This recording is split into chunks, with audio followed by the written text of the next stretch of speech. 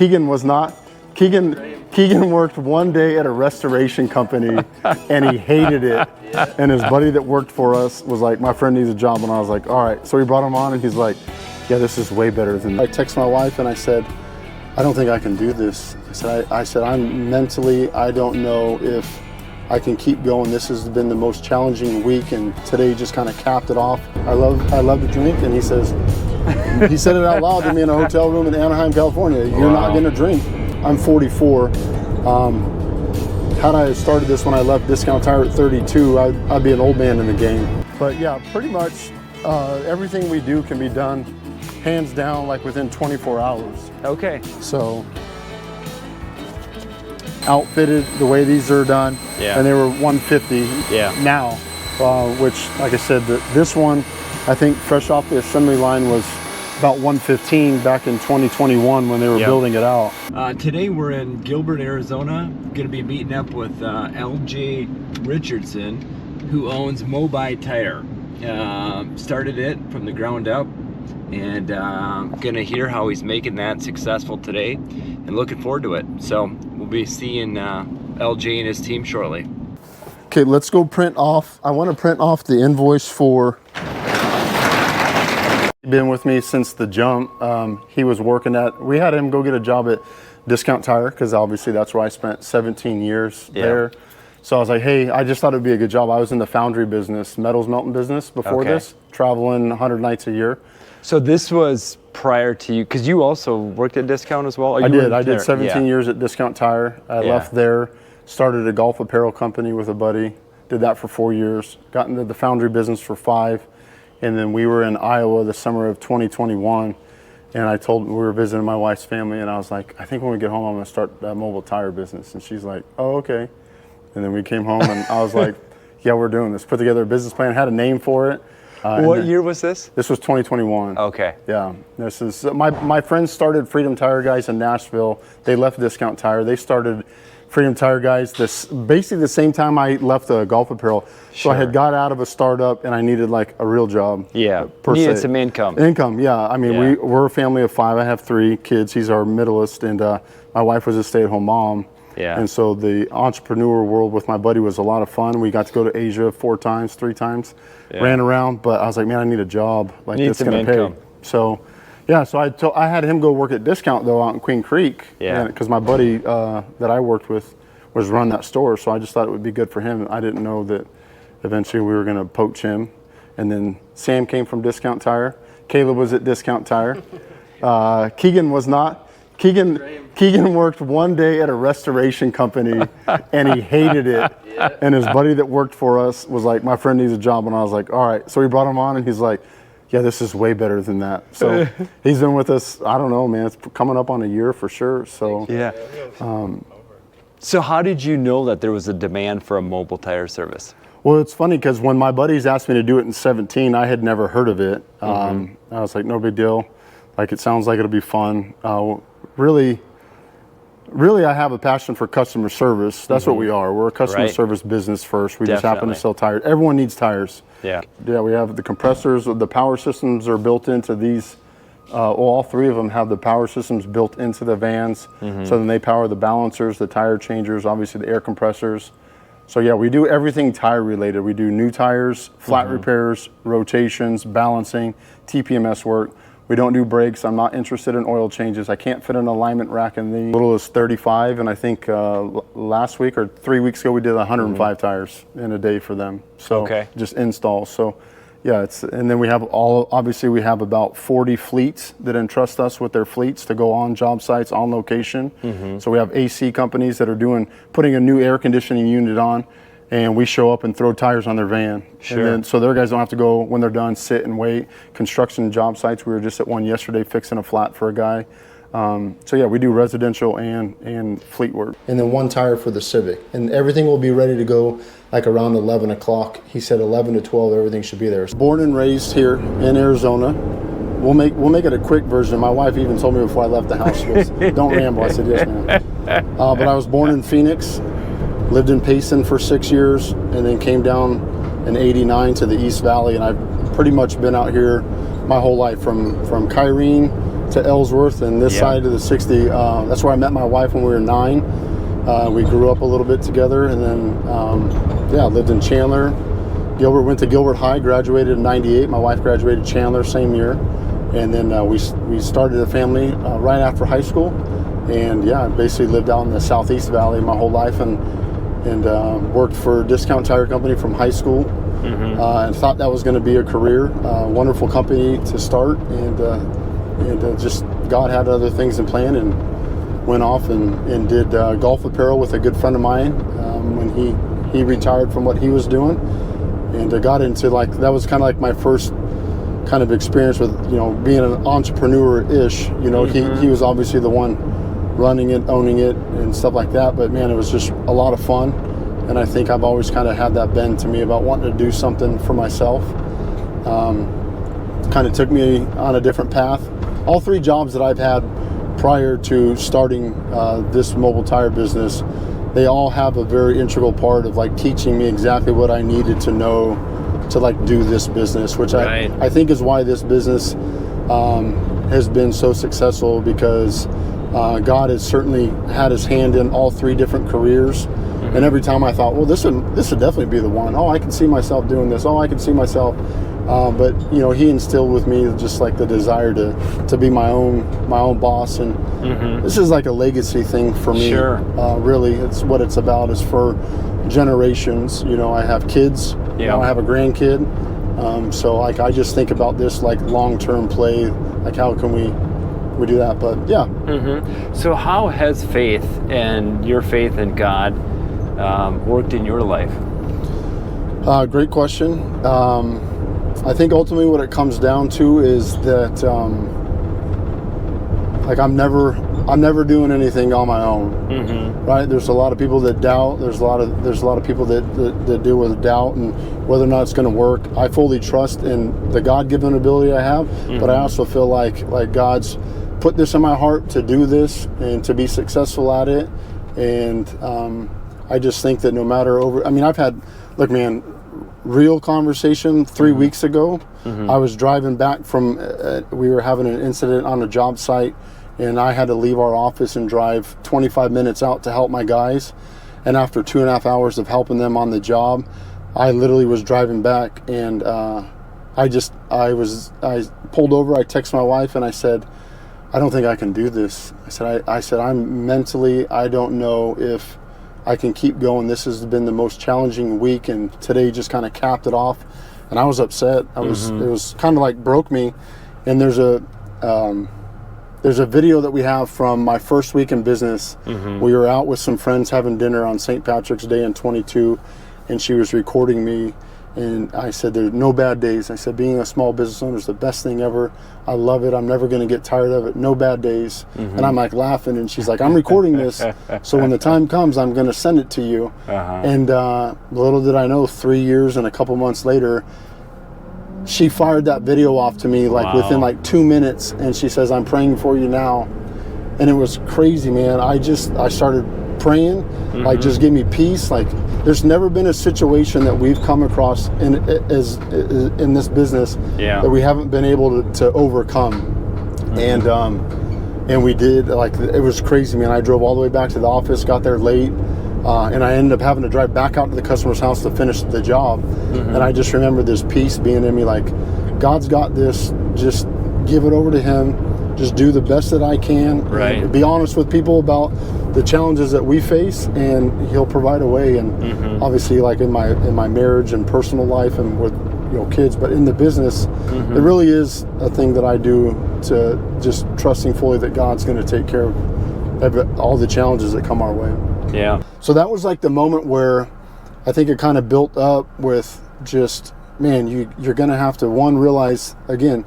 Every day you've woken up since March 1st that I started this 2022, every day that I've gotten out of bed, we've never gotten through the day.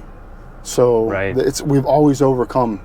And so that day had me, though, mentally just exasperated. I didn't know what to do. So we prayed about it. But personally, there's some times. There's some times in my life prior to starting this where God showed up in a mighty way, and I've been sober for 7.5 years. Okay. Thanks to him. Yeah. Because that was just instantaneously like, you're not going to drink anymore. And I said, no, I don't like that idea. I love to drink. And he says, he said it out loud to me in a hotel room in Anaheim, California. You're not going to drink. Yeah. And I said, okay. And I mean, December 4th, 2017. That was it. That was it. Wow. So say if you're looking to start doing something, one, like if you feel passionate about it and you want that freedom to do something for yourself, then do it. Because I mean, I'm 44. Had I started this when I left Discount Tire at 32, I'd be an old man in the game. Right. So have the passion. I mean, the passion's there. Then just do it. Just commit it, and find people to help you. That's the biggest thing, is find people that can give you the advice and help you in the direction, and then take that and learn everything you can about that space, and then just kind of commit yourself. I mean, you got to go all in. You can't. There's no way I would have been able to start a mobile tire business, Moby Tire, and still done my job. I was traveling 100 nights a year working in the foundry business. There's no way I would have been able to like still maintain that, because I needed the income. I mean, I literally like left the best paying job I had in my life to base. We took a HELOC loan on our home. Yeah. That was ultimately the play that I decided was best for my family. It was like, we're just going to pull money out from our house and we're going to go do this. So LJ, who does all the ordering for the tires? I mean, you got to plan this out every day in advance, right? Yeah. Myself or Ryan, we do. We basically take all the phone calls, text messages, or emails. Yeah. And then we coordinate with customers, and then we order from seven different vendors here in the valley. Okay. And are they pretty good about turning it like same day or within a couple days? Yeah. Most companies will deliver twice a day. So as long as we get it ordered by a certain time. But yeah, pretty much everything we do can be done hands down like within 24 hours. Okay. So. Hey, I have to turn on the compressor. What is the price difference between like this and an average tire shop? To have someone come out, how much more are they paying for the service to have you come out? So we have a mobile fee of anywhere between $50 to $110. Okay. The $110 is really for the people that live out, like further your out. neck of woods. Yeah. Further out from the Buckeyes, shop. Levines, El Mirage. We've had to go out there. We have some good customers out there, but mostly it's $50 to $60. But I will add that we're very competitive on our tire pricing. Sure. So our tire pricing is either the same or less on the tire itself than what you would pay at your brick and mortar. But that's to me, basically what I'm hearing you say is that it's essentially the same price as bringing it into a shop, except there's a mobile fee. A mobile fee. Yeah. Which, hey, I'll happily pay that. I mean, the question always comes up is like, what's your time worth? Right. I spent a lot of time in a tire shop, and I've seen people have to come in with kids and coordinate drop off and this and that. So is it worth $50 extra, $60 extra bucks to sit in your house and have someone pull up and get your vehicle needs taken care of? Absolutely. And then just leave, Yeah, tires are one of those things that people don't really buy until like, oh my gosh, I have to have it. Yeah, but we definitely take appointments, and we like it that way where people forecast and plan it out. But totally. Yeah. Yeah. So you're doing a lot of ordering. Yeah. Tons. How do you manage that? Come on, please. It's all. I mean, thankfully the process to order and the billing cycles and everything is done, and then it's just kind of like a monthly charge that we get hit with. Sure. So it's really just having a good relationship with your vendors and your account rep, and making sure things are kept up and cycled through. That's pretty much it. I mean. So these two guys that are here, your employees, typically how many places are they going to every day? So right now we're at a customer's residence, right? And if they were just to do residences, how many roughly would they do in a day? They will do anywhere between like 3 and 8 jobs, stops in a day, just depending. Today they have They have 4 stops today, but they're going to go from here. We're in Gilbert right now, and then they're going to make their way out to Santan Valley. They go boom, boom, boom.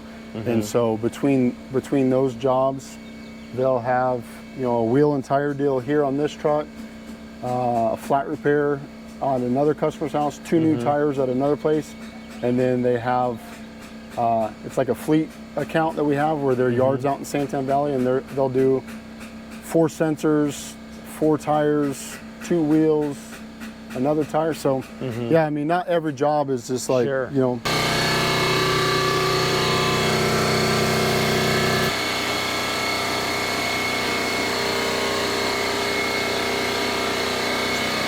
But when we first started this business, we would line up at a company that we did tires for them. They supplied all the tires, so we'd literally have one guy stand in the back, and he would change, air up, turn around, balance, and kick it out, and there would be 2 to 3 of us on the ground with just like 4 jacks, and we would just keep pulling up car after car.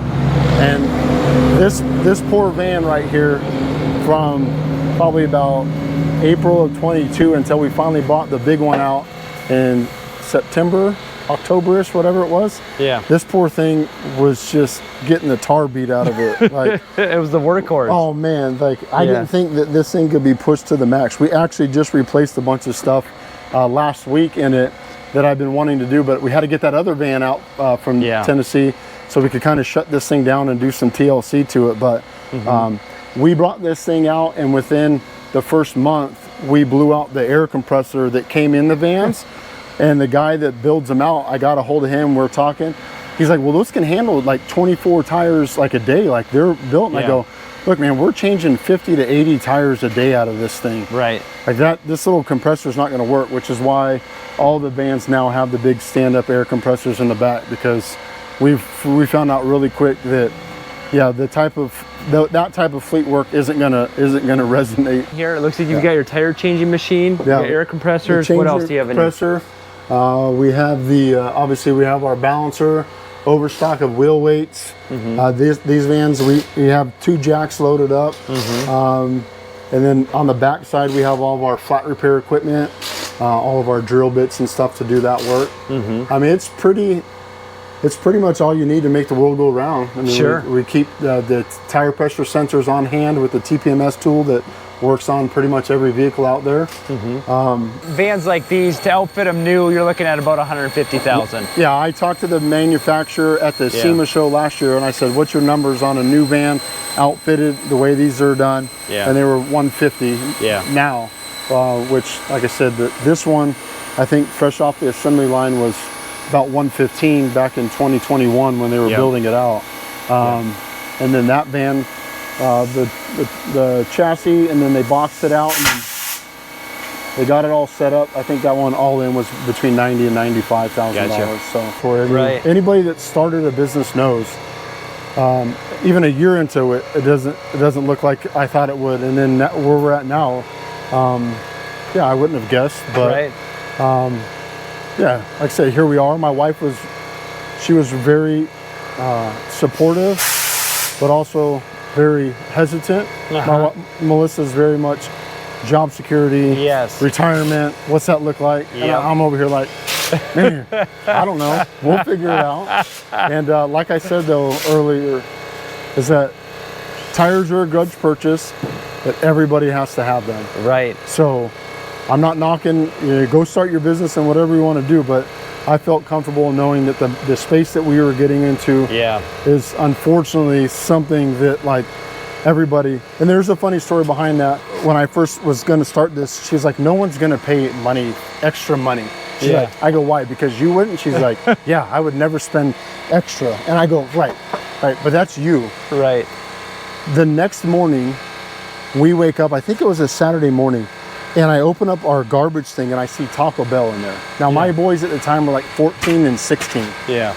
And later on they had woke up and we were kind of sitting down, and I said, hey, there's Taco Bell in the garbage. How did you guys get Taco Bell? Like, what happened? And they're like, oh, Uber Eats. We just ordered it at midnight and they delivered it. And I go, really? I go, how much money on food did you spend? And they go, like 20, 25 bucks. And I go, how much did you pay to have it delivered? They're like, 20 bucks. And that's when I looked at my wife and I go, right there. Right there, exactly. This is a generation. Exactly. Right? Convenience. Convenience is key. Okay, project out. Let's go 5 years and then 10 years. What do you think Moby Tire looks like? What are some of the goals that you would like to achieve? Certainly within 5 years, I would like to be all-encompassing of like Maricopa. So have an east side and a west side. Yeah. Maybe have 8 to 10 vans covering the whole Phoenix metro. Potentially entertain the idea of having 1 or 2 vans down in Tucson, maybe a van up north in Flagstaff. There's definitely been discussions with internally within my own mind, and then with people I know in other states. Yeah. I think there's opportunity. I don't know if it would be a franchise or just kind of expand. Sure. I don't know how that looks right now, but I think I could see us, the states that touch Arizona except for California, in the city, in the county that I live in and I've grown up in that I love. I mean, I always thought I'd move out of Arizona. I love Arizona. Yeah. And I really want to be like known as like the Mobile Tire Company across the whole valley. Yeah. And then maybe, have the opportunity to go, okay, we've done it. We've established ourselves. Let's look at other markets. What makes sense? What was holding you back from becoming an entrepreneur? Just the comfort of a corporate job that was paying me a good salary, and I got a brand new vehicle every 2 years, and had that medical, dental, all the things that like you're told is like the end game. As a man that provides for a family. That was it. So I just was like comfortability. But really, like COVID did me in because I was making great money. Thankfully they never took away the money they paid me, but I was just doing Zoom calls. I laugh about it now, but I literally would wake up in the morning and start doing Zoom calls in the morning, and by 9 o'clock I was done. So me and my next door neighbor during COVID year, we literally would go into my garage at like 10 o'clock, smoke cigars, drink our coffee, and we built this enormous chicken coop. Yeah. Like it was like I framed it like a house. It was way overbuilt. I spent way too much money on it.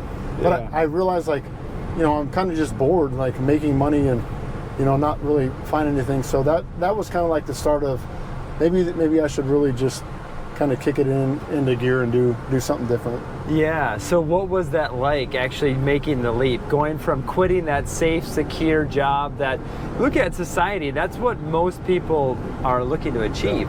And then now you're going into the world of entrepreneurship. Tell us about that moment when you decided and made that decision. I know a lot of people might think different, but I wasn't afraid of any of it. Yeah. I had no worries. I think because one, I was comfortable in the market space I was going into because I was very familiar with it. Two, I trusted that it had been put on my heart to let's do this. I felt like God was behind it. I will be honest, in 2022, the first year, I tried to do things my way and it didn't work out well. I learned a really hard lesson, and I'm thankful for God's sovereignty through that. And He kept the business intact while I learned valuable life lessons and family lessons. And he redeemed my family through Dad's dumb decisions. But there was no worry, really, honestly. I just felt like, man, if we could get out there and people could see what we do and how well we do it, we're gonna be great. And some people might go into things, timid about it or reserved. I was like, man, everyone has to buy tires. So let's just go. Let's go in. And we got shot down on a big fleet account that the guys in Nashville were doing. We got shot down here in Arizona at that place, and I was really frustrated. So I just walked right next door to the other fleet customer and was like, I kind of fibbed to the lady up front. I was like, hey, I'm here to see, and I said his name. Yeah. And she took me back to see him, and I literally had to start the conversation off in front of her with, hey, you don't know me, but I got your name from someone. This is what I do. And he goes, walk 300 yards through our lot and talk to these two guys. We could use your help. And we landed that right away. That's so cool. That definitely was a huge blessing. Personal habit that contributes to your success. personal habit. Something that you do daily. Well, I try to be intentional. So I wake up intentional. This space became available. So I immediately called the landlord and just said, I want your space. And he goes, well, you haven't seen the inside of it yet. And then I saw the inside of it, and I was like, okay, I still want it, but what are we gonna do? And to his credit, great guy. He had a crew come in here within a month. They just knocked this place out, made it look brand new, paved our lot for us. Yeah. And so we've only been in here since February 1st. Yeah. We moved in here. We moved Moby Tire headquarters, which was a great move. We only had to drive everything from there to here. Yeah. All of our junk we have and stuff like that. So it's been really good. Well, hey, it's been a real I appreciate pleasure, you, man. brother. Yeah, thank you.